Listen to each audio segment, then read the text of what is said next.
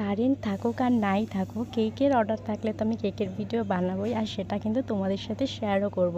তো এটা বলার কারণ, আজকে যখন এই কেকের ডেকোরেশনটা আমি করছিলাম তখন কিন্তু আমার বাড়িতে কারেন্ট ছিল না, কিন্তু আমি তবুও ভিডিওটা শ্যুট করেছি। আর ভাবলাম শ্যুট যখন করেছি এডিট করে তোমাদের সাথে শেয়ারও করি। তো এবার কেকের বিষয়ে বলি। তো আজকে যে কেকটা দেখতে পাচ্ছ এটা কিন্তু 1 পাউন্ডের ম্যাঙ্গো ফ্লেভারের মধ্যে ছিল। এটা একজন দিদি তার বোনের জন্য এই কেকটা আমার কাছে অর্ডার করে, আর ডেকোরেশনটা পুরো তারই বলে দেওয়া ছিল। তো উপর থেকে এরকম রেড কালার দিয়ে আমি ছোটো ছোটো কিন্তু গোলাপ করে নিয়েছিলাম। তারপরে এখানে সবুজ দিয়ে পাতা বানিয়ে নিয়েছিলাম।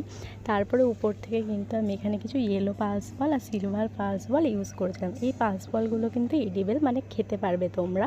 তো পুরো ডেকোরেশনটা কেমন লাগলো সব মিলিয়ে জানিও। লাস্টে সে আমাকে বলেছিল যে বনু লিখে দিতে, তো কেক বোর্ডটার মধ্যে আমি বনুও লিখে দিয়েছিলাম। তো কেমন লাগলো ডেকোরেশনটা জানিও, যদি ভালো লাগে একটা লাইক করে দিও। আমি এখানে রিভিউটাও তার শেয়ার করলাম। তোমাদের কেমন লাগলো জানিও। টাটা।